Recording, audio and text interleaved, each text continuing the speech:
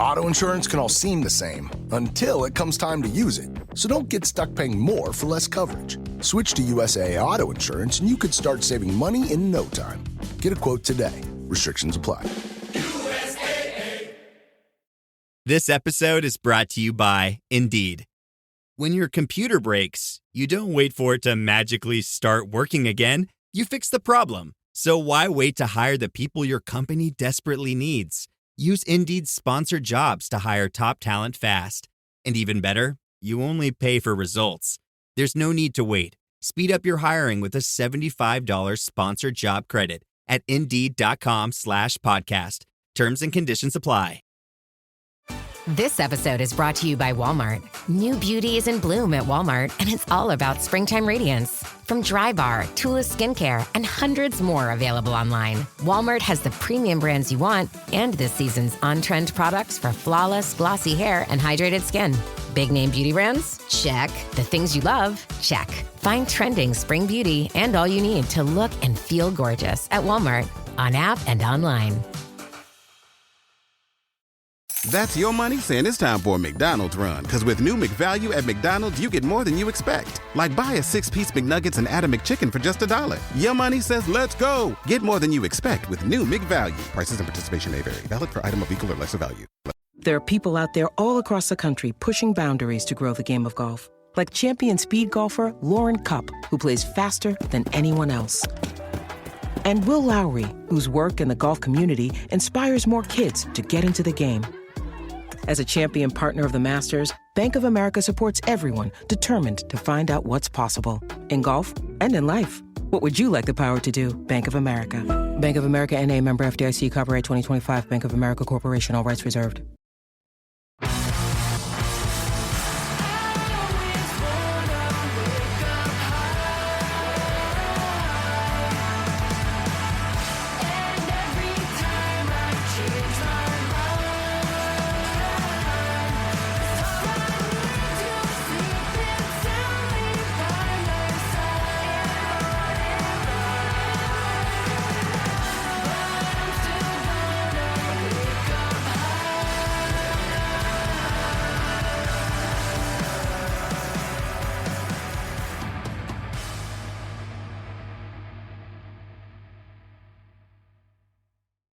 Hello and welcome to Islanders Anxiety from Lighthouse Hockey and the Fans First Sports Network. My name is Dan Saracini. Joining me on this Tuesday evening via Zencaster is my friend Michael Leboff. And Mike, this is an emergency podcast.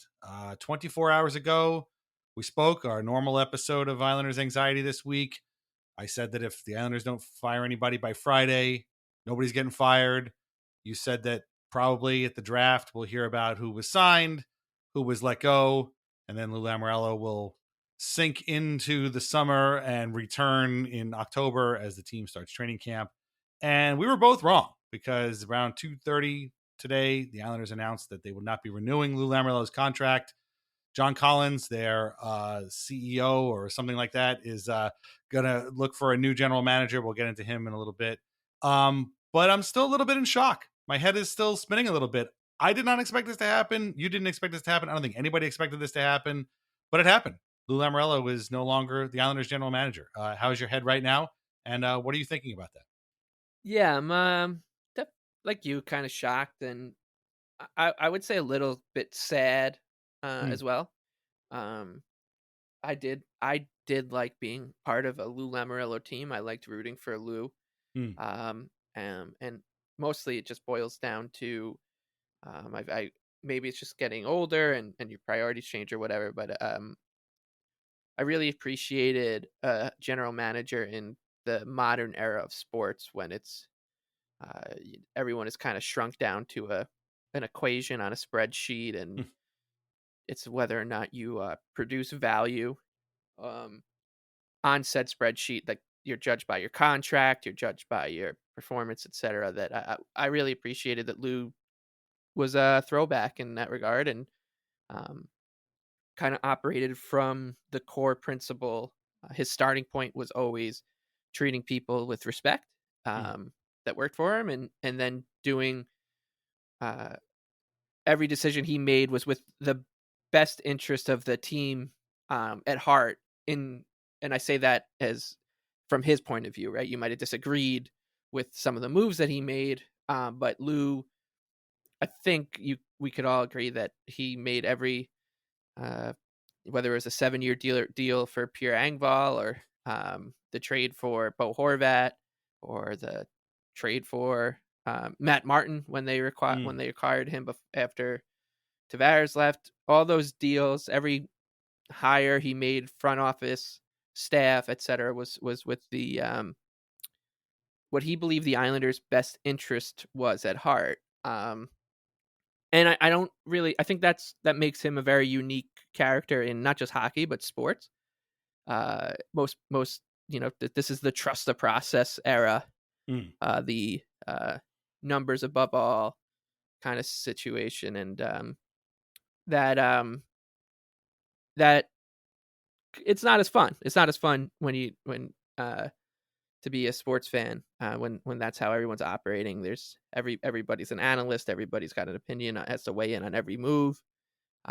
So it was nice to have a general manager who flew in the face of all that, and I'll miss that for sure. I really wanted it to work out. It did work out. I think we'll definitely go into the era, but I do, and I am, like you said, shocked. I'm sad, and I also am a little nervous about big time what's to come, because Lou, one thing that a lot of people don't realize about the Islanders, because Lou has been here for a while, was that the Islanders old general manager, their old regimes, whether it was Snow, Milbury, whoever, Smith, a huge part of your job was putting out little fires everywhere, because there were always little fires and sometimes big fires everywhere with this team. And Lou didn't let those fires start. Right. So now, no matter who comes in, cracks are gonna reveal themselves, because Lou is so in control of every aspect of the team that there will be a situation where, I mean, and this is hyperbolic and silly, but like, oh, nobody ordered the food for the Columbus Blue Jackets. They're playing the Islanders tonight, and nobody made sure that the food is ready. Like, just stuff, like little stuff's just gonna pop up, and I think people are gonna realize there was a lot more to the Lou regime than just the wins, losses, etc.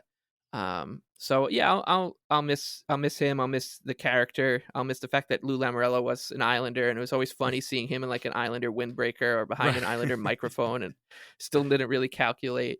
Right. So yeah, I mean, and the only thing I'd add to this kind of opening diatribe is that I totally understand why some people, and why I'm in the minority thinking I kind of just wanted him to stay forever.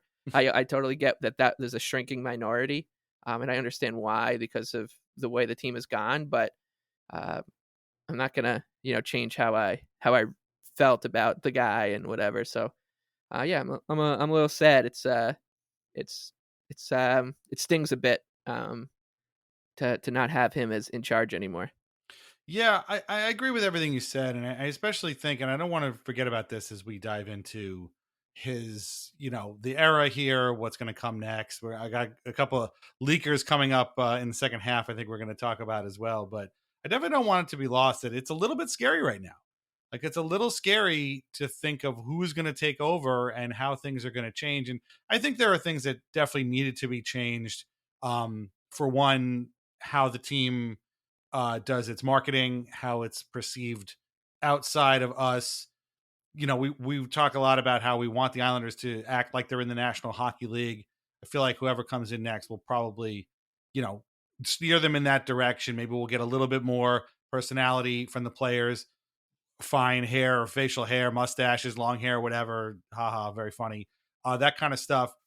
But you're right about the tight ship, the not leaking of stories that come out, and all of a sudden it's everybody like, what a trash heap organization that is, because they didn't somebody lost the keys to their bus or whatever, or they parked in the wrong spot, or they played the music too loud or something in the locker room. Like, you don't want to hear that kind of stuff, and that stuff never really happened under Lou, because it was such a tightly run ship, and the respect for this man across the NHL is basically universal. We'll get into that kind of stuff in a little bit as well. And so that stuff is going to be lost.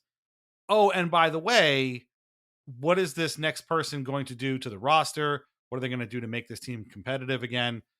That stuff obviously takes precedent, but yeah, I think that little kind of stuff is going to be worrisome because, Garth Snow tried to do that kind of stuff, but it still leaked out. The Josh Ho-Sang staircase incident is like a good example of like, this happens and teams punish players for showing up late all the time, but somehow when the Islanders do it, it's like a war crime, and all of a sudden it's like everybody's got to have an opinion and it's a whole big thing.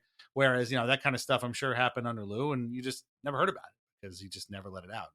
Nobody's going to say anything. Now, that being said, it would be nice to get a little bit more information out of people that, we wouldn't normally get under Lou. I'm looking forward to Elliot Friedman actually saying something about the Islanders as opposed to, well, Lou, nothing leaks out. We'll just have to wait and see. That's all he's had to say about the Islanders for basically the past 7 years. So I'm looking forward to maybe getting some actual information out of him at some point, but it's going to be a big change. There's not going to be another Lou Lamoriello. Like there just isn't. And, there might be some old guys that might be in the running. That's fine, but they're not going to be Lou. They're just not going to be. And I think that, again, and this is where we transition to the talking about, the era that we've just gone through here. You can be happy that the guy's gone. I'm kind of happy that, the page is being turned. It was time. I mean, just unlike everybody else, I think it was kind of time that they turned the page. But that being said, I'm going to look fondly back on this era. I don't think I'm going to remember these last 4 years as much as I'm going to remember the first 3, which were exciting and without question the second most successful period in this franchise's history. Right. Which is kind of scary to think about too. Yeah, it is. And that's like something, once again, that I don't think anyone is, Islander fans are reminding people of, when you see it today, but other people are like, oh, it was definitely time to go. Like, yeah. And that sells short what Lou did, which was lead a franchise that was always either a laughing stock or close to a laughing stock and turned it into a, as you said, like a very tightly run ship. And now nobody thinks of the Islanders as a laughing stock. They're kind of just this boring on script team, which is so far from where the Islanders were when I came of age. Right.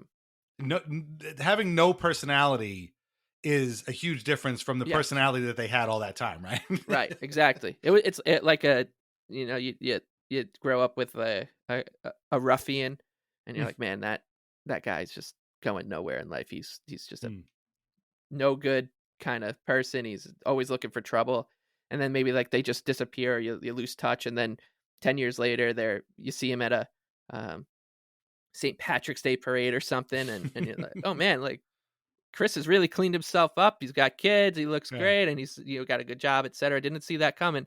Like that's kind of what Lou did to the Islanders. He was kind of like boarding school for the Islanders, and they desperately needed it. And it's you're gonna, I think it'll, as this starts to become part of the news cycle and stories get written, I think a lot of people will mention these things that just don't happen if Lou isn't here. Maybe the happiest I've ever been as an Islander fan was when I was in the building for Anthony Beauvillier's game winner against the Lightning, and that moment doesn't happen if Lou Lamoriello isn't the general manager of the New York Islanders. And the Islanders get within one goal of being the favorite to win the Stanley Cup that year. He got us as close as maybe we'll ever get to a Stanley Cup. Who knows? Like there's just so much that doesn't happen if he's not here. And like as you said, right? Like the first 3 years, that first season especially, and then the 2021 year for me, those are two of my favorite Islander seasons ever. Up there with 01-02 and then the Dublowitz season. And but even these last few seasons, I mean, even this one, until the bitter end, this guy just wanted to go for it. Yeah. He and to a fault, I get that. Like there was probably moments where Lou would have been better served and the team would have been better served trying to reel in we got to try to do everything to win. But Lou every season went in with the goal of, we're going to try to win the Stanley Cup. I don't care what my roster looks like. I don't care what my cap situation looks like. When that puck drops in October, we're going to try to win the Stanley Cup until it's like mathematically impossible for us to do so. And that isn't, I like everything else, like that's a throwback. I don't, there is a book now that everybody wants you to follow. There's a script everyone wants you to follow as a general manager of an NHL team, because that's what we're told in this echo chamber, because the hockey world is just a gigantic echo chamber now where everybody just kind of parrots what each other are saying. And Lou was not part of that echo chamber. And when he would go take big swings for Bo Horvat or whatever, everyone would be like, well, you weren't supposed to do that. He was supposed to go to the Penguins. He was supposed to go to the Bruins. Like, those are the teams that are supposed to win. You're supposed to be rebuilding. And I like, the next GM could come in, and I'm assuming that ownership is making it clear to whoever comes in, like, look, we need to win. There's attendance is down. I got these Rolex shops that I need to get Islander fans into. And the Swarovski crystal isn't going to sell itself, pal. Yeah. We got to get people in these places. We need Islander fans to have a few too many drinks after a big win and stumble right into this. Right. Into this Hermes. Buy some Prada shoes. Yeah, exactly. And I do expect that to be the case, like the edict will be, but that's not a guarantee. They could just be like, no, we're an open book. Like, you can come do whatever you want. And whoever comes in is like, yeah, I want to tear this thing down to the studs and make my impact on the team, because that is the easiest way to buy yourself time as a general manager and stay in a job, is be like, oh yeah, it's going to take a few years for me to get my guys in. So these first 2 years will be transition years, and don't fire me after them, because if they are, I'm telling you up front that we're rebuilding or retooling or tearing it down. And that's kind of scary, because I think most teams, when they are turning over to a new GM, like, that's really what the new GM wants to do. They want to come in and they want to bring in and change, like, the imprint of the team. And I don't know if that's going to be a good thing for the Islanders. So nobody adds, like, proper context. Part of it is because you're limited to how long you can talk on Twitter and podcasts and radio hits and all that stuff. And so I get that, but it's very different. Each NHL team, every sports team is different and carries different baggage and is coming from a different, like, financial place and market size, all that. It's very different to be taking over the New York Islanders than it is to be taking over, the Toronto Maple Leafs or, like, the Dallas Stars or someone, right? Like, this is a team that famously has the last thing. I was sent this out today. Like, the last GM that they hired was Lou Lamoriello. The GM they hired before that was their backup goaltender up the ice. 40 days before that, it was Neil Smith, and the GM before that was Mike Milbury. Like, this, there's like some PTSD that these GMs, whoever the new GM is going to be, is going to have to work with fans. And the first kind of hint of a circus tent going up at UBS Arena, people are going to freak out. Like, oh, this is Mike Milbury all over again. Yeah. Oh, 100%. And like, that's the thing. Again, you can totally think that it was time for Lou to go. You could have hated Lou. I know Islanders fans, oh, I hate this guy, get rid of him, blah, blah. I get all that. But the fact of the matter is, Lou Lamoriello is, by any objective measure, the second most successful general manager this team has ever had. Like, bar none. That includes everything. And that's not a shot at Garth Snow and the Jack Capuano era. It's a bit of a shot at Mike Milbury, but honestly, fuck Mike Milbury. We've been through this already. This guy came in at a time, and we've talked about this. Somebody asked us, I think, on a mailbag, like, what our favorite sort of season of this era was. Mine was the 18-19 season. I know they only made the second round of the playoffs, but to come from that far down and to be literally kicked by every single person in hockey on July 1st and sweep your way into the second round of the playoffs after having a 100-point season, I don't know if that feeling will ever be duplicated. The other two seasons, the semifinal runs, were something else entirely, but like, that right there made me a fan of this era, of this guy for life, because he had done something that no other Islanders general manager had done. Walked in and said, we're going to win. And obviously the coach had a lot to do with that as well. And the players had a lot to do with it as well. But as a collective, those guys with Lou Lamoriello at the top of the food chain were like, nope, we're winning. We're not gonna mail in this season because everybody's like, oh, you lost your best guy. Like, that's not gonna happen. And it didn't happen. And they carried that chip on their shoulder for the next 3 seasons, which is kind of crazy as well. But yeah, we don't know what's gonna happen now. And like, we didn't really know yesterday. That was our whole point of our podcast yesterday. But like, we don't know what's gonna happen now. And somebody might very well come in here and be like, we are gonna tear this down and it's gonna be an 8-year rebuild. And I don't want that. We've talked about this. I didn't want that at all. But at the same time, I think ownership understands that they have lost season ticket holders. They have lost attendance. They are hosting an all-star game, which is already kind of a fraught situation out of their control next January. They have a brand new arena that needs to be filled. They have a brand new retail village that should get some shoppers in. They're going to have, eventually Belmont Park is going to be done and they're going to have more people coming in that way too.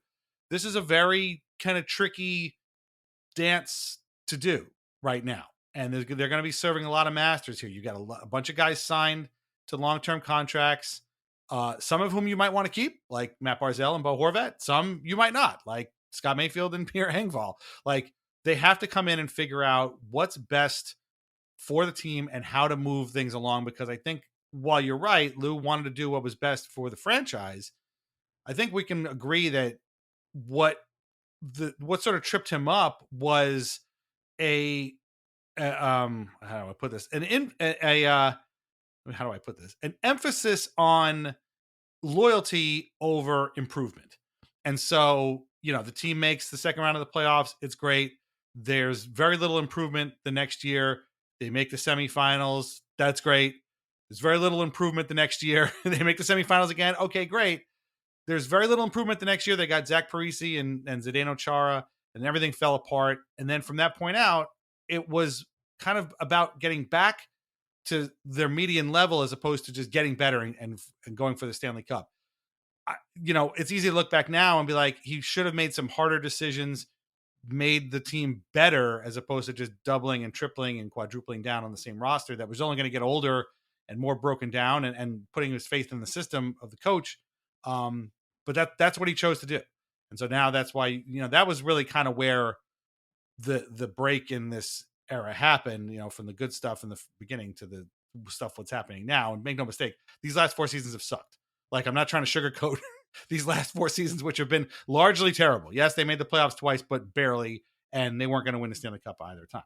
So now this new person's going to come in and they're going to have to figure out, okay, how do we make this team better at the same time of, moving some of these contracts that are hard to move and doing it in fairly short order, while also I shouldn't say they have no prospect pool. They have a little bit of a prospect pool, but their minor league system is god awful. And I've seen this be a thing too that brought up today. These guys own the minor league team. Like, they own the team that won 4 games at home all season. That's not a coincidence that they need something fixed there too. I mean, I don't know how much they count on minor league attendance, but it's not good. It's not a good look. So I do think that these guys do understand the importance of this. And I do think that they're going to put an emphasis on winning now. That being said, the new person will have to go about it in a different way than Lou Lamoriello did, because they're going to need to get better in a hurry. And that means moving some players that are going to be hard to move. Let's be honest. So I don't know. I don't know what's going to happen. I'm a little bit afraid of going into full rebuild mode, but when we look back, you mentioned before seeing Lou Lamoriello in a Islanders, windbreaker or whatever. To me, I always felt that him being here wasn't weird. Like, it made sense. And I know that, this is pandering. Maybe I'm just dumb. But like, when he came in and talked about knowing Bill Torrey and Al Arbor, that meant a lot to me. And I think it meant a lot to other people. And I hope that the new person, again, understands that aspect of it as well. It doesn't have to defer to those guys and be Bill Torrey or do things that Al Arbor would have done. But I think it was important to me personally that Lou understood those guys. And you knew he did, because he played against those guys. He knew those guys literally in personal terms. He knew them better than he knew Barry Trotz, who he hired as coach.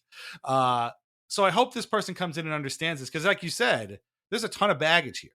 And the moment this thing goes sideways, people are going to be ready to jump off the overboard again. I'm already out on this coach, and he's only been here for a year and a half. So that gives you an indication of like, where we're at now. But yeah, I don't know. I mean, what about that in terms of like, Islanders legacy and stuff? I mean, how much do you think that weighs on your feelings about this new person coming in, whoever they are?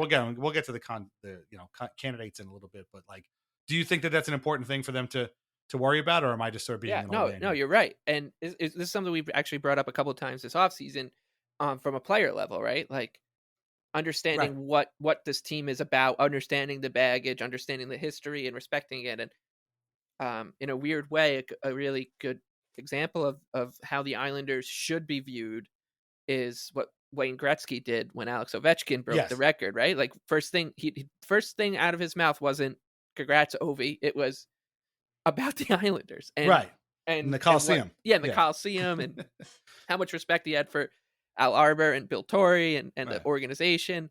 I don't know if Wayne Gretzky says that 7 years ago, before Lou Lamoriello comes in, right? Like the Islanders were in a very different spot, and they weren't looked at like the Islanders. They didn't carry the Islanders kind of aura until Luke and Barry kind of definitely not installed it, right? I'll think about when they traded for Ryan Smith, and there's that video of Mike Sillinger in like the hallway, and it's just the rundown bowels of the Nassau Coliseum, and Ryan Smith like kind of just like doesn't look around. And he's like, "What? Where am I?" and that's you're an Islander now. This is what it looks like to be an Islander in 2007, and that's really what it felt like to be an Islander from that point on, 10 years before and 10 years after that. That's what it felt like. And then Lou changed that, and I think what he's looking at it like, this is a of course I'd love to be the Islanders GM, and I know how this team is its spot in sports history and hockey history, and I'm going to operate with that in my mind and make decisions with that being a part of the equation. I think what was always weird was, and you're right, there was something natural about that because of like, here's a legendary general manager playing for or overseeing a legendary organization with some incredible history to it. But what was weird was just like, to me, this guy was just always, it was a pipe dream. If when we first started this podcast and the Islanders had fired Garth, so I don't really even remember the episode we did after they let go of Garth, or leading up to it. But if we were like, oh, I should go get Lou Lamoriello, you and I would just be like, that'd be like us saying like they should go get Connor McDavid, right? Like, I don't have to fix the Islanders' problems. Just because it was so far out of reach for the Islanders. Don't hire Lou Lamoriello. They don't hire Barry. The Islanders hire Steve Sterling, right? They hire Scott Gordon. They hire their backup goaltender. Right. That's why it was always weird to me, because I would like have to really blink and rub my eyes anytime I saw him in Islanders gear. And I we when we do Weird Islander episodes, we kind of always wrap up the show with, what does Randy Robitaille think his Islander legacy is, or Brian Ralston or Jay Pandolfo, etc. And in this case, I know what Lou Lamoriello thinks his Islanders legacy is, and whatever. But what sucks is we're never gonna hear him talk about it. Right. It's just not his style. And I would love to hear from Lou one more time, to kind of just be like, I don't need to know how it happened or why he's not back and whatever, but I would love to hear how the Islanders have impacted him, because he's impacted the Islanders, so profoundly. And unfortunately, I think that's probably the most important part of his era, is like just the absolute positive, massive impact he's had on the franchise itself. Yeah. But unfortunately, that's going to get buried under jokes about jersey numbers and beards and that kind of stuff. And that's it's a shame, because there's so much more kind of meaningful conversations people can be having about, holy shit, they just had a general manager who was in charge for them from his age 75 to 82 seasons. That's an amazing accomplishment. Like, we should probably spend more time talking about that rather than being like, oh my God, he doesn't let his players wear any number over 40. So somebody asked us in our last mailbag how the Islanders can become a bullshit media darling like the Hurricanes and Leafs. And I was saying that, the first thing would be not having a general manager that was 83 years old. So we're about to put that theory to the test because that was, from a PR standpoint, it was never gonna, people were never gonna go over for an 80-year-old man that way, especially like you said, in the world of today of analytics and data analysts and stuff. This is I have an article here from Neil Best at Newsday, and said that Lamoriello's record in 7 seasons with the Islanders was 268, 195, and 71. Again, the only other person to have won that many games is got to be Bill Torrey, and even if it's Garth Snow, because of he was here twice as long, they weren't as meaningful. I mean, there's only 2 names really at the top of this list that matter. And Best writes, Neil Lamoriello should be and will be remembered as a key figure in Islanders history. But the key for fans is they now have a place to pin their hopes for a brighter future on something and someone new. And I think that gets to that. Like, we should all appreciate what Lamoriello did for this team. And you just articulated it perfectly. Like, he made this team something. Like, he gave them a stature that they had not had previously. And again, it came down to the players and came down to the coaches. Somebody pointed out to me today that, a lot of those players at that time, particularly in those first couple of years, were still Garth Snow's players. And that's true. But like, with Garth Snow at the helm, they never would have gotten even an ounce of the respect that they got under Lou. And a lot of that has to do with winning as well. Like, you win a lot of games and people start to respect you, and they look at the Islanders differently a lot right now. Now, that being said, the Islanders are a team in search of an identity. We talked about this. They're in search of a personality. I thought the Marek show with Wyshynski today actually was very, very well done and very respectful of Lou. Obviously, Greg loves Lou because of his time with the Devils. And I thought they did a good job of sort of breaking down why this is, why it was time for him to go and what this team really does need. And that is an infusion of personality and identity, both on the ice and off the ice as well. Do you think that they need personality? Like, I actually think like the Islanders' personality is just being this team. Like, that is okay to be it. Like, I get that people want more, they want them to color outside the lines more, right? And then be like more goofy, and that's just what the modern sports fan wants. I get it. Change the goal song, all that, right? Like, yes. Fully on board with a new coat of paint. But I actually think saying that the Islanders don't have a personality really undersells this team. Like, we just saw what Matt Martin meant to everybody, right? Like, that's true. But I think Anders Lee has a great personality. I think, these guys, I would say, JG Pageau, Matt Barzal has a personality. But see, that was their thing, was that their personalities weren't allowed to kind of be made to shine outside because Lou controlled the marketing of it. And I'm with, like, if that's the personality that they go with, like, this is part of the community. I mean, one of our earliest episodes, you put it really well, and I never thought of it this way until you said it. The Islanders as a team are named after the people who root for them, right? Like, right. People who root for the Islanders are by and large Islanders. Yes, there are some Islanders fans that are from elsewhere, but like, they've been to the island. They know Islanders fans. They know Islanders. You and I are both Islanders. Like, that really means something. And in the early times, that was what the team, I mean, the personality on the ice was defensive buzzsaw that would just forecheck you into dust. But, then this kind of annoyed me during the pandemic and stuff, that in the bubble, sorry, they didn't really get credit for that and how tight this team was. And like, they're like learning how to play guitar and they're writing songs and they're playing ping pong, and like, outside of the fan base, nobody really knew about that kind of stuff. So like, if that ends up being their personality of like the team that just accepts you and is a family, then that's great. Then make that the personality. Right. Like, that's so it's like more of a message. It's like a messaging thing. Yeah. Right. And I guess like Lou, of course, makes it tough to get any stuff out. But yeah, I like when people say like, oh, the Islanders, I want to know their personality. I'm like, that, like, their personality is very plain to see if you watch them and kind of pay attention to them. But like, they don't do like the kind of whimsy, right, Carolina Hurricane style stuff that I don't think either of us want to see this. No, team I definitely don't want their Twitter account to become some sort of self-aware, irritating meta commentary on everything. Don't do that, please. I'm begging you. But Don't do that. And I think that's what that's what Jeff Marek. If you ask Jeff Marek, true, what do you want? What's the first thing the Islanders should change? He'd be like, oh, I want them to be more like the Carolina Hurricanes on Twitter. Right.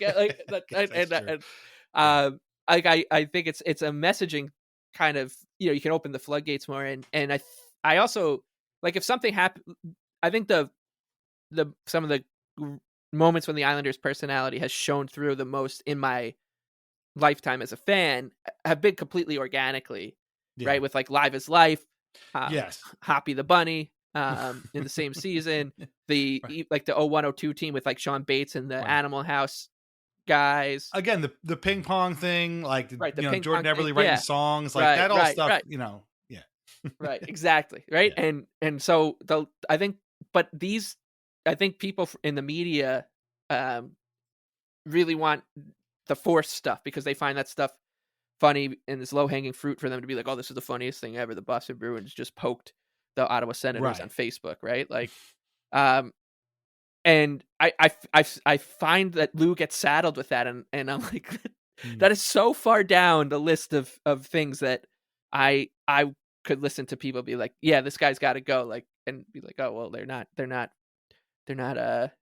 doing cringe posts on Twitter enough. Like, well, you had me when you were talking about the Pierre Engvall contract, but you just lost me there. Like, I think that yeah.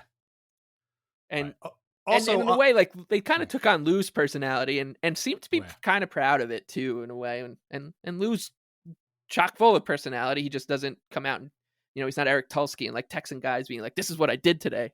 What the funniest thing that Lou ever did was something he got raked over the coals for because nobody has any sense of humor. The Bo Horvat line. It's too long and it's for too much money. That's a hilarious line delivered perfectly. And he got raked over the coals. How could you play for somebody like this? Pull your head out of your ass, please. Give me a break. So, like, I totally agree with you. Like, I don't want them to take on the personality of the Carolina Hurricanes. Please do not. Do not do that. And I mean, on the ice, and listen, we just spent 20 episodes this season lambasting this team for the way they play with no real direction. So from that perspective too, they don't really have much of a personality, because like what kind of team are they? They aren't very good offensively, and they're not very good defensively, and they didn't have their most exciting player all season long in Matt Barzal. So there's that too. But yeah, I mean, I think, and this is another aspect of it that I think the ownership understands, is they have to start marketing this team a little bit better and getting, and I don't mean haircuts and high numbers, but like, you have to start kind of being part of the conversation. And I think the Islanders really need to do that at some point. And I think all this has to do with winning. Like, all of this is going to boil down to, what does the roster look like next year when this new GM takes over and makes changes. But real quickly, I want to read something else here. This is from the NHL.com article. It doesn't have a byline on it. Could be Dan Rosen, could be Stefan Rosner, I'm not sure. But this really blew me away. And it's like, we know Lou has been around forever. We know, what he's done and everything is in the NHL. But I don't know if people truly realize what a complete hockey animal this guy is. And how this guy's knowledge of hockey far, far, far outstrips any, data analyst working in some team or some snarky blogger somewhere. The third from the last paragraph says, Lamoriello became coach of the men's hockey team at his alma mater, Providence College, in 1968, and was named athletic director in 1982. So he spent, 14 years at Providence, first as the coach and then as the athletic director. He was the first commissioner of Hockey East, a position he held from 1984 until leaving to become the Devils president and GM in 1987. He helped the Devils build teams that reached 100 points 13 times, won 9 division titles, qualified for the playoffs 21 times, the Stanley Cup final 5 times, and won cups in 95, 2000, 2003. New Jersey clinched 13 consecutive postseason berths from 97 to 2010 and was 1,093, 759, and 179 in the regular season, and 136 and 116 in the playoffs. This man eats, sleeps, breathes, and poops hockey. And I don't know if people really truly understand that, as they get wrapped up in the Why did you give Pierre Engvall 7 years? Why did you give Scott Mayfield 7? Yes, those were mistakes. Reading this paragraph reminded me and we've talked about this a lot on this show as well. This was not the version of Lou Lamoriello that we got. Right. The 9 division titles, 13, 100 points 13 times. That wasn't the Lou Lamoriello that we got. The last time the Islanders won a division was 1987. It would have been nice or actually 1987, 88. It would have been nice in this time for the Islanders to have won a division title, but maybe it'll happen at some point. I know it sounds silly, but I would love to see that in my life. I would too. We joked about that during a couple of seasons. Like I've never seen this team win a division. I know. I mean, and the guy who did this for the Devils is not the guy who the Islanders got. No. And like what guy who prevented the Islanders from ever being able to win a division. Right. When he was in charge of the Devils, didn't win. He didn't help them win one. Exactly. But that being said, his dedication to this team and his success with this team should really be unquestioned. And I mean, I don't think anybody. Again, you could be happy. You could be happy to see him go, and I do think it was time. But man, don't just throw the baby out with the bathwater. Don't just say this whole era sucked and Lou sucked and it's good that he's gone. And I'm happy he's gone. They should have kicked him to the curb 6 years ago. But like that's complete nonsense. Like you're cutting off your own notice to spite your face, because having this guy be part of this season, this team's legacy, is kind of an honor. And I'm glad he was here, and he gave me 3 of the best seasons of my entire life, and probably the best 3 seasons of my life as a fan. And like I said, I'm going to be sad, and I'm very, very scared for what's coming up next. But hopefully we'll see. There's a fine line between the Sabres and the Hurricanes, right? Like I don't want them to see them miss the playoffs 14 years in a row, but I also don't want to see them, get cute and meta and, be everybody's pet team that never makes it out of the second round. Like I don't want that either. I want this team to compete for the Stanley Cup. But I hope the new person understands that. I think you're right. Like I think that is really just it, right? Like it should be more of a celebration of like what he's accomplished than people celebrating and like dunking on the Islanders and Lou Lamoriello because he's now out as the GM. And I think that's if you're making like a reasoned argument to wanting the Islanders to move on, it's what you said, right? It was time. And I can listen to people say that all day. And when I disagree, when I say I want Lou to be here forever, it's because I want Lou Lamoriello, the character, Lou Lamoriello, the person, to be running the Islanders for my entire life, because it's just been such an enjoyable experience. He has a way of, because of the cone of silence and the vacuum that he leaves, to leave you, the Islander fan, more room to like think and ruminate on the team. Because he's not doing it for you. He's not coming out like Jim Rutherford and being like, our captain wants to play for the New Jersey Devils. And go, there you go, chumming the water for you fishies. Go talk about it. Lou just doesn't say anything. And you're like, well, maybe he's in Russia right now trying to sign this guy in from Siberia. Like you just don't know. And he was a mysterious kind of character in their court. And that's like what I loved about it and the experience of it. And I wanted to keep that experience for longer and forever, while also knowing that just like the natural state of life and sports was that he was 82 years old. The Islanders had struggled the past few seasons on the ice to fill the seats and etc. So I'm not arguing that it was like an unexplainable decision, an inexplicable one. It's just one that I think people will miss this kind of general manager, because like Nassau Coliseum, like they don't make them like this anymore. They're never going to make them like it anymore. And that's it. It's over. That's like, boom, fini. And that's not fun, because the next guy, we joked a lot a couple of years ago about how we wanted the Islanders to hire, Lou Lamoriello to pass the torch to Kyle Dubas, as like a fuck you to the insane traveling Leaf circus that has finally moved on. It seems like from missing Kyle Dubas, because they just won game 1 of the playoffs, and they Kyle who finally. Right.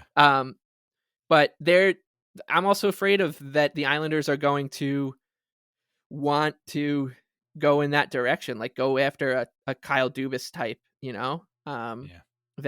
that might not have, that might sound, like look really good on paper and wear the thick glasses and be the hockey hipster choice. And from, I know we'll go more into the search later, but that's such a hard right turn from where they were with Lou, that's gonna scare the daylights out of me, because not only is it could not work, but you're leaving a huge personality void, I think, and a huge aura void.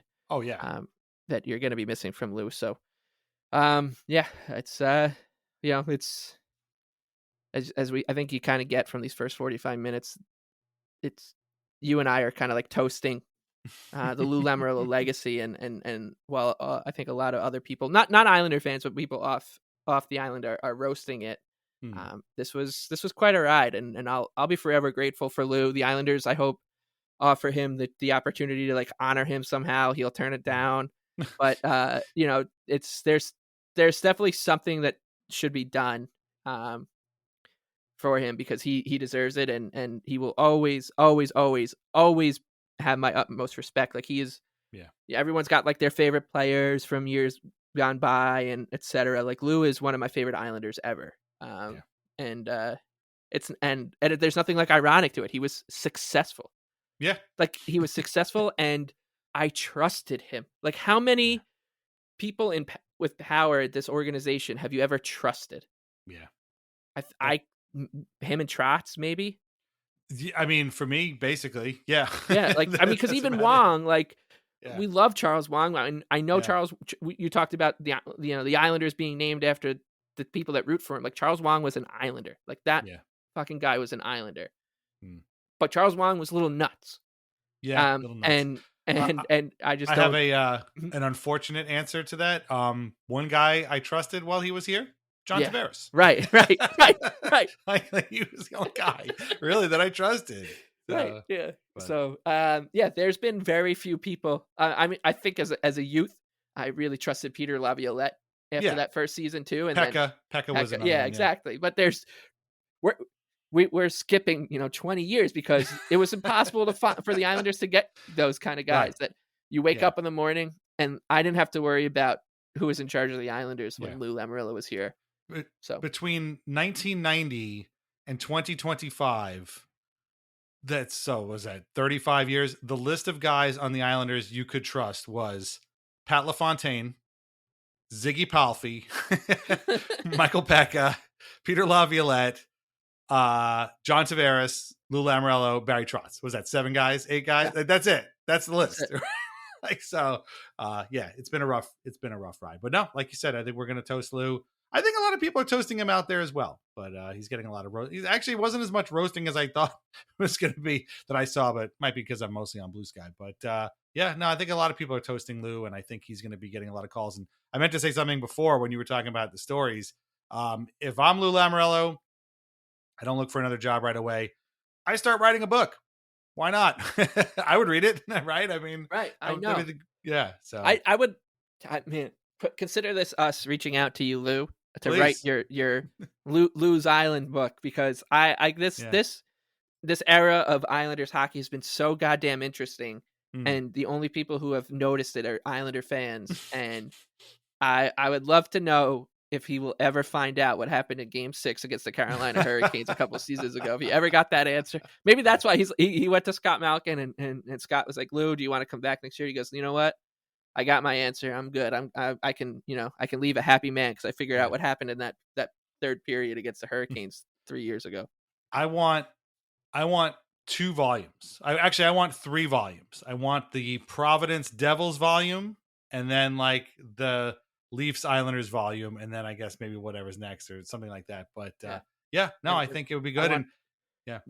I would love to also know was it your decision to go full spite mode with the Goring retirement, and then giving out the Goring bobbleheads when the Leafs were in town too, to just making a Butch Goring night at the Coliseum? When Yeah. I mean, we deserve answers to all of these questions. And if we know anything about Lou, that book might very well be in a drawer somewhere already written. Because he loves to do that. Okay, we're going to take a break. We're going to come back. We're going to talk about some of the candidates that are out there. Potentially, we'll probably be wrong on all of them, but we're going to throw some names out there, and we'll see what happens when they eventually hire somebody. And we'll talk about the guy doing the hiring, too. So meet us on the other side. Thanks. And now, a word from our sponsors. First is always VintageIceHockey.com, where you can get t-shirts, hoodies, jerseys, and more featuring over 100 classic hockey logos. Vintage Ice Hockey now carries a full line of Islanders Anxiety merch featuring our blue and orange brain logo, as well as our Al Arbor and the Island shirts. And as always, our portion of the sales go directly to the Center for Dementia Research. That is VintageIceHockey.com. Try wines from the Pinot Project. They offer a Rosé, a Pinot Grigio, and a Pinot Noir that was named a Top 100 Best Buy by Wine Enthusiast magazine. All are delicious, priced at less than $15 a bottle, and available at local wine shops and at UBS Arena. Learn more at thepinotproject.com. Please drink responsibly. Ryan Reynolds here from Mint Mobile. I don't know if you knew this, but anyone can get the same premium wireless for $15 a month plan that I've been enjoying. It's not just for celebrities. So do like I did and have one of your assistants switch you to Mint Mobile today. I'm told it's super easy to do at mintmobile.com/switch. Upfront payment of $45 for 3-month plan, equivalent to $15 per month required. Intro rate first 3 months only, then full price plan options available. Taxes and fees extra. See full terms at mintmobile.com. My cat Freddie loves to be brushed and cuddled. But stirring up his cat allergens meant sneezing and itchy eyes. Then I found Purina One Live Clear. It's cat food that reduced the major allergen and my suffering in as little as 21 days. Now, we feel closer than ever. If you have issues with cat allergens, you really need to try Purina One Live Clear. Try new Purina One Live Clear today. Purina One, a difference from day one. At the Hyundai Getaway Sales Event, get deals so right, it almost feels wrong. Now's the best time to get that Hyundai you've always wanted. Plus, every new Hyundai comes with America's best warranty and 3 years or 36,000 miles of limited complimentary maintenance. Don't think you can get away with all that? Think again. The Hyundai Getaway Sales Event. Visit your local Hyundai dealer today. It's a great day for a new Hyundai. Your snacking routine can get a little dull. Time for a Light and Fit remix. Like a crunchy storm of graham cookies, caramel pearls, and dark chocolate, showering down into a smooth, creamy yogurt. Enjoy 3 Light and Fit remix varieties with craveable flavors and up to 120 calories and 10 grams of protein per 4.5-ounce serving. See remixyogurt.com. It's time to rewrite the vacation rules. With Royal Caribbean, your family can look forward to just about anything. Break the thrill barrier, roaring down the tallest water slide in North America. Jump into breathtaking jungles and jaw-dropping coves. Vibe off the charts on our private island Perfect Day at Coco Cay. And end the day knowing things are just getting started. Because this isn't just any vacation. This is all the vacations. Come seek the Royal Caribbean. Ships Registry, Bahamas. So the search is on for a new general manager for the New York Islanders. And the guy doing the searching, or at least leading the searching, is Islanders operating partner John Collins. And I saw a few people out there on the internet today being like, who the hell is John Collins? Well, John Collins was hired a couple of years ago by the Islanders. I guess he became part owner or like joined the management group or something. I don't know if we know exactly how much of the team, how much of a stake in the team he has. But the thing about John Collins is that he spent many, many years working for the NHL. And in fact, his big victory, he negotiated TV contracts with them and is known, a lot of these Board of Governors guys forever, Gary Bettman forever. The big thing with John Collins is he was one of the guys, if not the guy, who pushed for the Winter Classic and the outdoor games, which have obviously been enormously successful for this team. So when it came out that he was the one doing the searching, at first I was like, oh, that's interesting that they would announce that. And then I was like, that makes a lot of sense because this dude probably knows a lot of people at the NHL. And so his Rolodex is already pretty well stocked with people he can call about, possible candidates and stuff. And so I think he's probably the right guy to do the GM search, as opposed to Scott Malkin and John Ledecky, who obviously are not as involved in the day-to-day stuff. Elliot Friedman talked about meeting Scott Malkin at a board of governors meeting and that he was really quiet. So again, maybe Scott Malkin's not the best person for this.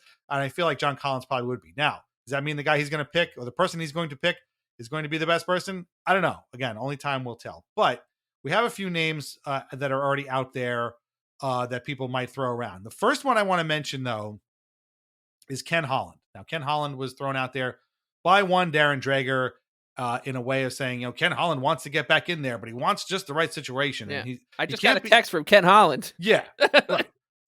Yeah, thank you. That's all you need to know. Like, listen, Darren Dreger is going to say what people tell him to say. And so Ken Holland clearly said, put my name out there for this Islanders thing. I don't think Ken Holland is any closer to this job than you or I are. So I'm going to forget. Maybe it happens. I don't know. But I feel like they want somebody younger. Basically. But so I know we got to go through a list here, but I just want to stop at that point because it's such an important thing to know about how hockey media works. And it's very easy to find out because you see people tweet verbatim updates from, oh man, the Rangers made this trade. And they actually they've been scouting Will Borgen forever, like 16 different source says, we know where you're getting that from because we see 8 other people saying it. And so when you see someone like Darren Dreger, who could have probably named more than 7 different Islanders on the roster, current roster, if at all, if at all, right? Like he all of a sudden pops up. Yep, Kenny Holland. He probably was calling Kenny. And I'm thinking that Kenny Holland, that could be the right situation for him, and I'm definitely not getting a kickback on that to get his name out there. But yeah, as you said, get my name out there. That was about as blatant as it gets. From a get me out there text to an insider. So let's move along. I would say I do not want Ken Holland to be running the Islanders next season. No, me neither. No, thank you. And again, I want somebody a little bit younger, and Ken Holland does not qualify. But I did find it funny. People like, that would be great. I saw some people be like, oh yeah, that'd be awesome for the Islanders to get, derisively sarcastic. And it's like, Darren Dreger is saying whatever people want. If Paul Marner was like, oh, maybe Paul Marner should be hired as Islander, then it would have happened. These guys all have their people. Why does Elliot Friedman keep telling us what a great job Pat Verbeek is doing in Anaheim? Because Pat Verbeek calls him and tells him, go out and tell people what a great job I'm doing. Pierre LeBrun has had Pat Brisson on speed dial forever. So whatever Brisson client wants him to say, they go through Pierre LeBrun. That's how mouthpieces work. So I would not worry about this. Again, I'm not saying it's not going to happen, but I'm saying this is a Darren Dreger thing. Just forget about it. Okay, now that being said, we have a few candidates here. And Andrew Gross at Newsday put out an article about this. Again, no offense to Andrew, but I don't know if a few of these people are going to happen. But he mentions Rob Blake, who is currently the Kings general manager and obviously knows Patrick Waugh from their days in Colorado. Gregory Campbell, who's an assistant general manager with the Florida Panthers. Did you realize that Gregory Campbell retired from playing in 2016? No. I didn't know that either. It's freaking 9 years ago? Really? He hasn't been playing this whole time? Gregory Campbell scored a goal against the Islanders for the Boston Bruins in that playoff series. I'm sure of it, right? It's not that's not true, but the reason I don't want Greg Campbell is because Colin Campbell, and right. I just I don't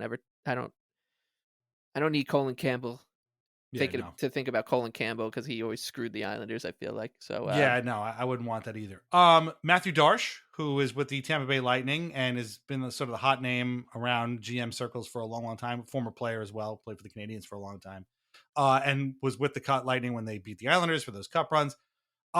Jeff Gorton, who is currently the president, I believe, of the Montreal Canadiens, was with the Rangers for a long time. And, again, Gross writes, he oversaw the start of the Rangers rebuild as their GM before being let go. So the Islanders could make an interesting pitch, run the show as president GM, and have a shot to prove the Rangers wrong. Andrew, he has already done that by running the Montreal Canadiens. He doesn't need to run the Islanders to prove the Rangers wrong. I don't know if Jeff Gorton is even a good person who runs teams. I don't even know. Who the hell knows what he did? But He's already got a job. And then there's Don Sweeney, who also already has a job, who's running the Boston Bruins. Not doing a great job at that, to be honest with you. So no thanks on Don Sweeney.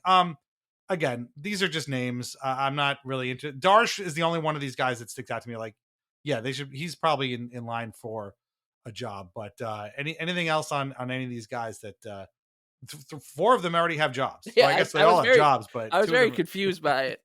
2 of them are AGMs and 3 of them are whatever bigger shits. Hey, Rob Blake, you got the Kings playing pretty well. You're in LA. You got pretty heavy ties to that organization. You interested in trying to figure out what to do with Scott Mayfield's contract?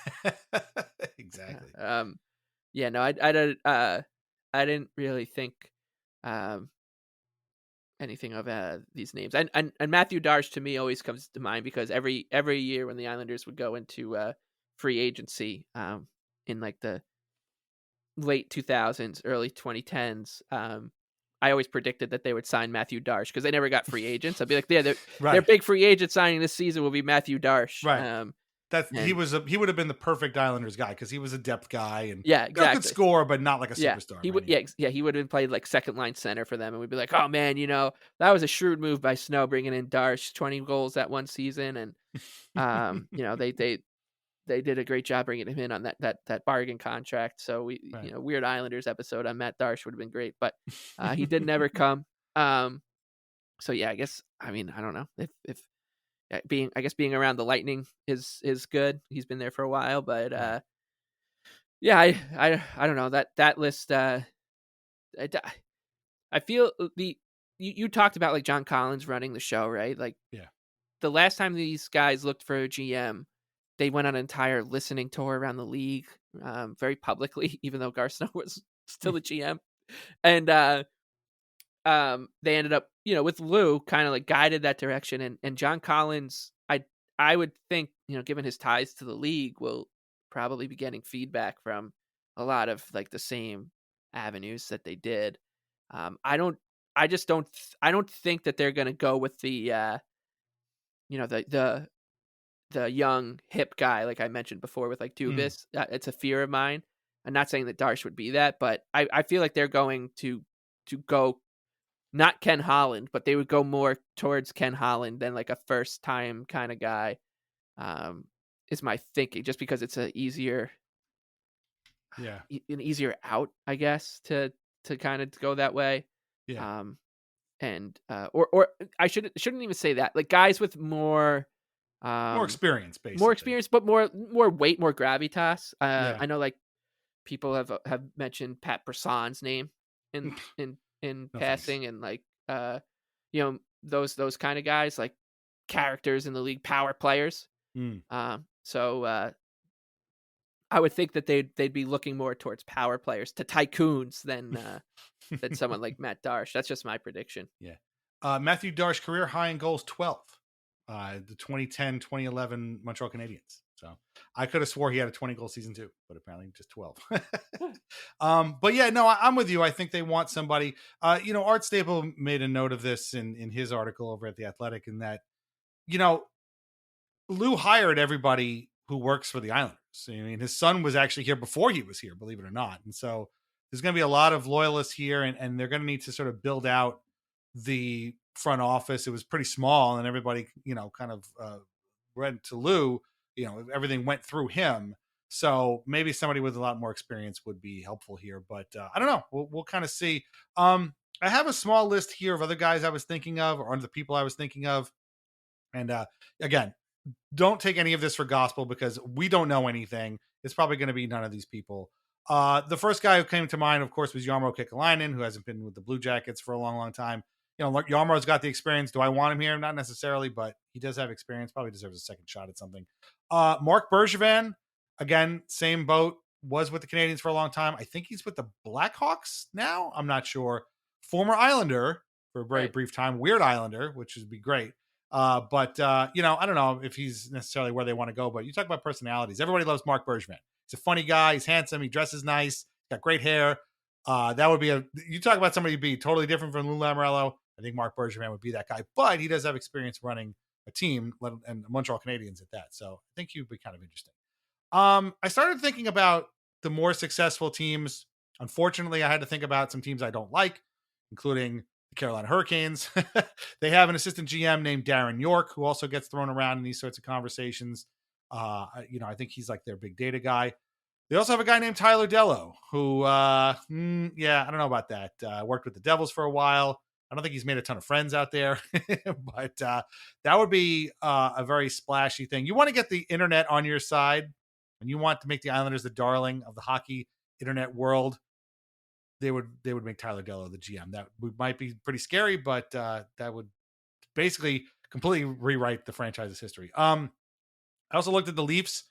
I believe his first name is Darren Pridham. Is that what his name is? Brandon Pridham. Brandon Pridham. The king of the Forward Performance Center. Exactly. He's an assistant GM for the Leafs, as is Daryl Metcalf. Again, I think Metcalf was with Cap Friendly or one of those things beforehand. Pridham, again, a guy who gets thrown around a lot in terms of like, oh, maybe he's a guy who could be a general manager next. Somebody who is an assistant GM for the Leafs. I did not know this. They also have a title of like performance director or something like that. Is Dr. Haley Wickenheiser. And that would be an interesting choice. Haley Wickenheiser obviously has won at every level she's ever played at. Hasn't been a general manager, and that would be something to have the first female general manager in NHL history. And of course, because she's a Canadian hero and an employee of the Leafs, you wouldn't have to worry about anybody shitting on it because it would be great. People would love it. But I was like, damn, that would be a bold move. But again, I don't know if that would work. Couple more here. George McPhee, we talked about, worked for the Islanders very briefly before the Vegas job opened up, and he's still a president there, but he's not the GM or anything. So that would be an interesting choice. Obviously knows the East Coast, went to Bowling Green, played for the Rangers for a long time. I could maybe see that happening, but it's up to him if he wants to get back into the game.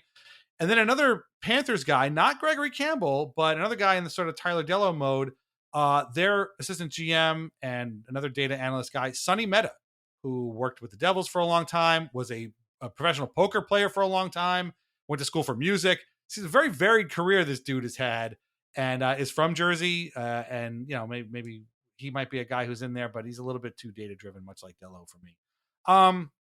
Any of these people stick out to you? Again, I don't think any of them are realistically going to happen, but I was just trying to think of like people from successful organizations that might come here. I looked at the Stars, and all those dudes have been with the Stars for 25 years. So I don't think they're moving from Texas to Long Island. Let's put it that way. But I don't know. The Wickenheiser thing kind of intrigues me, but I don't know. That might be too much change for some people, but I don't know. I'm kind of intrigued by that. I kind of wish that would happen, but I don't know. It probably won't. So don't worry about it. It's really kind of easy to come up with like a long list of names out there because, especially if you listen to 32 Thoughts, like there's that guy with the Rangers who's like, oh yeah, that he's like the next, he's in line for GM, and it's kind of like Lane Lambert, or as they like to say in Toronto, Lane Lambert was like, oh, he's just waiting for his chance, and year after year, like never got it. I feel like there's a lot of guys out there like that. Ryan Bonus is another one who always gets mentioned in those situations, and I think he's still with Ottawa, running their kind of like second in command. Then I don't know, like the names I've always defaulted to have been, like you said, Bergevin off the top. I think George McPhee wouldn't be the one like I'd probably feel most comfortable with. Yeah, in a way. Sure. He's got the connection to the team from a couple years ago, and I mean, he built a whole friggin' expansion team that went to the Cup final. Right, exactly. And he seems like, look, he's not Lou, and nobody's ever going to be Lou, but he's like a good step down from that, like a good, certainly understands the Islanders' history and heritage. Yeah, exactly. For the Rangers all those years too. Yeah. So he's that one. I think you mentioned like a while ago about Yarmo. I would imagine his name will be out there. For some reason, Kevin Weeks' name is very popular. Yeah, man. Again, people just, they want to put in a good word for their guy, and I haven't heard Pierre Maguire's name. Let's hope you don't. Oh my god, that would be terrible. That was, what was that? Was that the Senators a few years ago? Yeah. Did someone hire him, and then they were like, "Oh wait, we can't do that." He and Pierre Dorion were like oil and water, apparently. Pierre Maguire, but I guess I don't want to I guess I'm hedging. I don't really have like a a prediction or a feel for any of these guys, because like the Islanders can hire Darryl Metcalf or Brandon Pridham tomorrow, and I'll be like, I got no idea what this person's all about or what they're thinking. And the other problem is a lot of these people are like in the playoffs right now. Yeah, that's true too, right? Like they got to figure out like how to get the show on the road as well. And we have, and you especially always bring up, you have a soft spot for Darcy Regier. I wonder. Yes, that's right. I forgot about him. I wonder if the game is maybe past Darcy. I don't even know what he's up to and how long ago it's been since he's been around. But I guess like if you ask me who I'm rooting for in this situation, it would I guess be McPhee. I'm maybe the most afraid of them hiring Kevin Weeks, but if that's legitimate, I don't know. So I don't know. It's a very strange kind of thing because it happened very suddenly. Yeah. And it kind of felt like it just never could possibly happen, that I've never really given it thought. It almost felt like sacrilege to be like, think about who I want to be the next GM, because Lou obviously is going to pick it. Right. Like, that's what we kind of figured. Yeah. But... And I do feel like if they asked Lou to pick the GM, I feel like he would probably of the realistic available candidates, I feel like McPhee would pretty high on his list. Yeah. Too, but yeah, I don't know. I don't know. For my gut really does say it's going to be Pat Brisson. I just have a weird feeling because I don't know. I just do. That would really suck.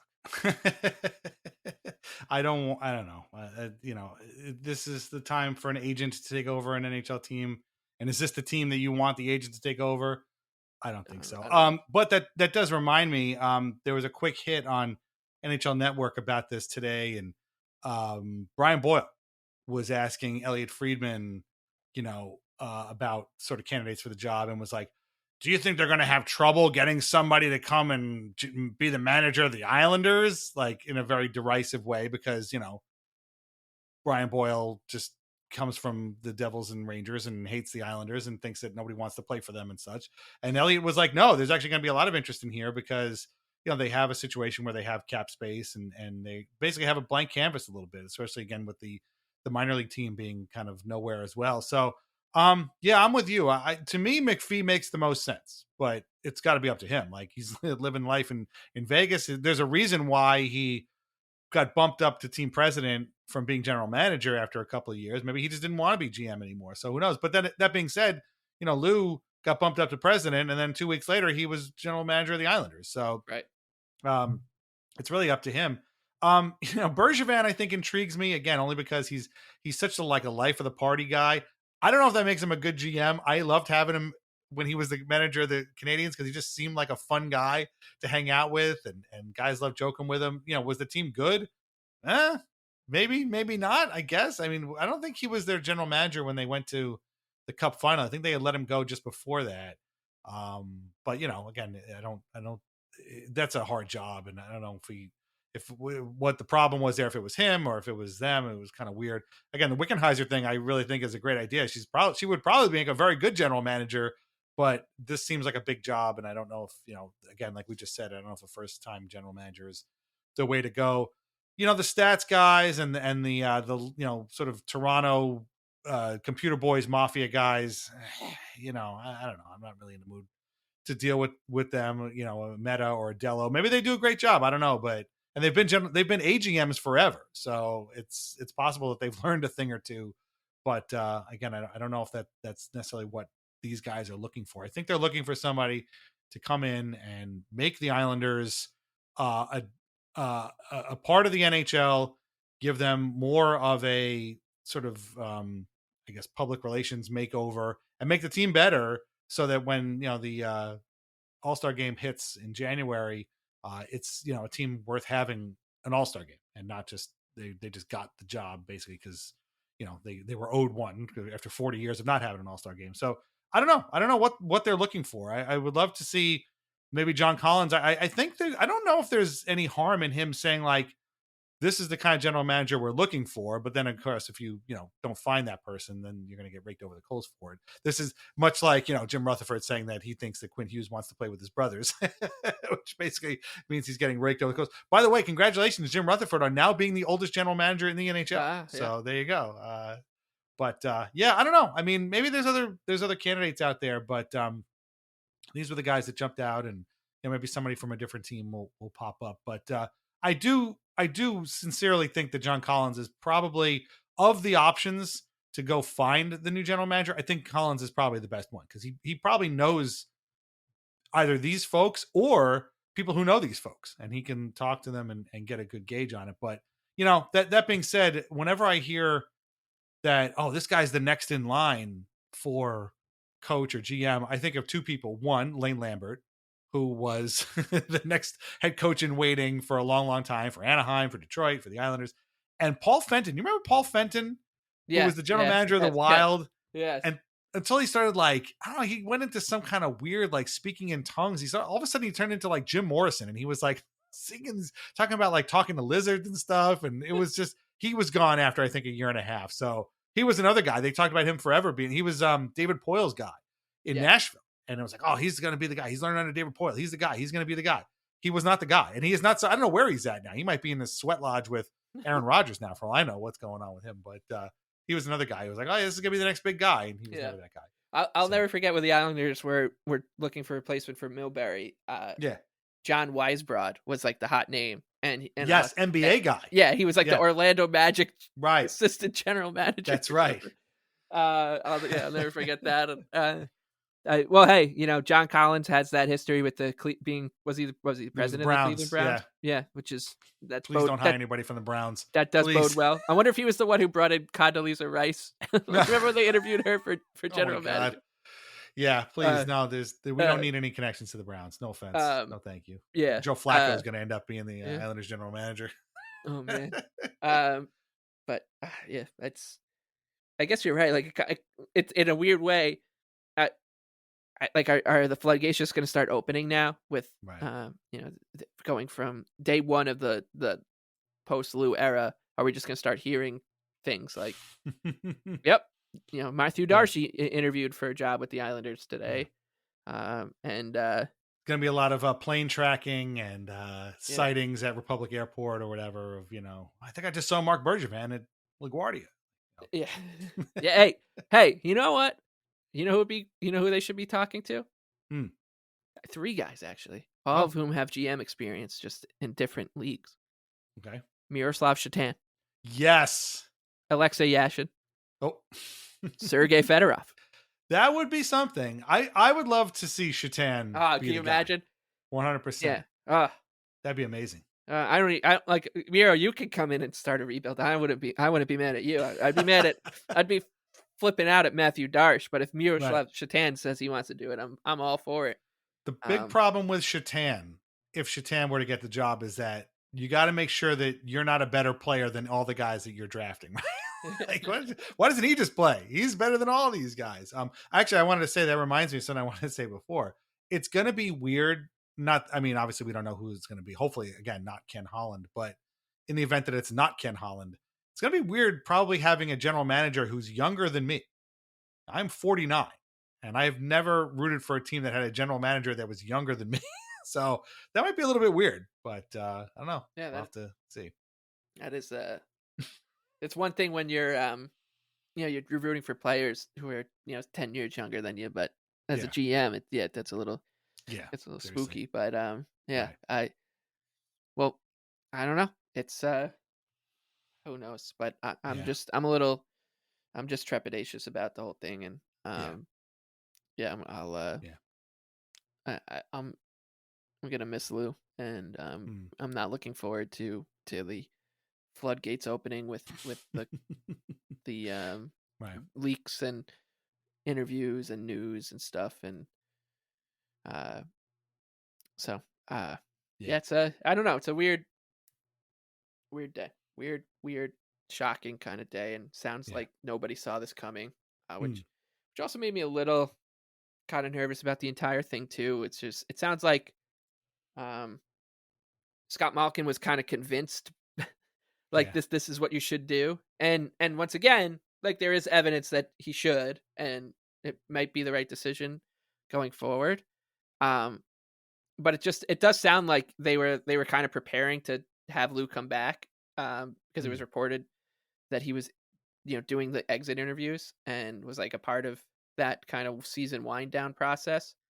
And then they fired him. So it sounds like they almost were like, "Yep, no, Lou's coming back." And then people were like, got in his ear once again, for better or worse, who knows? Which and maybe that's me projecting, but that does make me a little nervous that even though John Collins could be running the search, he could say, I want to bring in this guy, and then someone could get into Scott Malkin's ear and be like, but Kevin Weeks is so funny on Twitter. Look, he posts pictures of his head. Yeah. And we're supposed to infer information from that. Yeah, again, this is going to be a very weird time. You got to think of this as like a big old blue and orange Jenga. And like they just took a key piece out of it. And it's still up, it's still standing, but if you blow on it or nudge it in the wrong way, the whole thing is going to come apart, right? So this is, they just took the Lou piece out, and now they've got to figure out the rest of it. And it's a dicey time. Again, a lot of the good teams are still in the playoffs. The playoffs just started. So, but they can't wait too long. They have a draft. They're going to have a lottery. I mean, the lottery is going to be in a couple of weeks. So, I mean, I guess Collins could sit in and take care of that.